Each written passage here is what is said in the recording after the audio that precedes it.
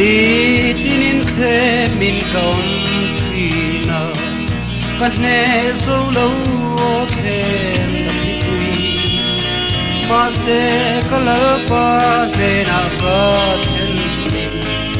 anin min he sa thina chap na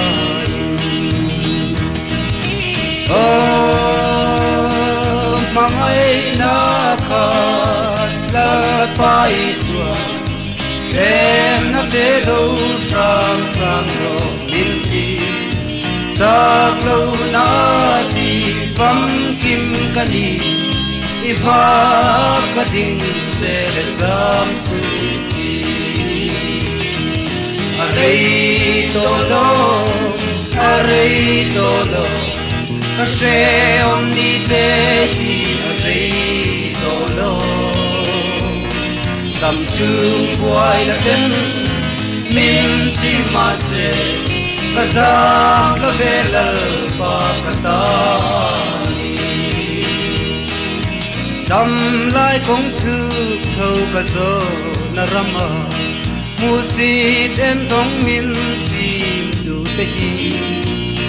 min pha ngay tu nên cả khen hun na chua cả se reng to lo bang ka lei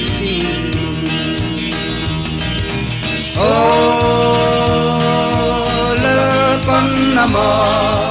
ma ngai tu te ho vel se om na te tuar lo turin van sum chunga khian min lak chau hun tu ka khak le ni ro pui lo then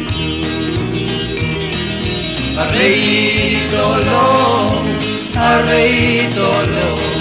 ka she om ni te hi arei tolo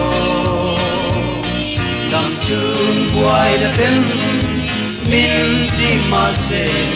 ka zam lo ve lal pa ka ta ni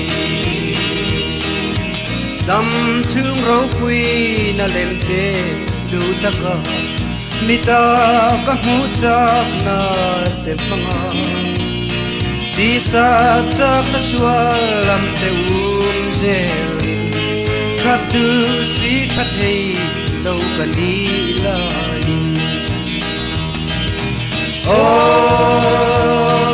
ka kha chau swal khu thu ka pil to mani a thâu thei to lo kha ngai na in min suai chuak lal pan ka chak na berry lo ni e kalal pa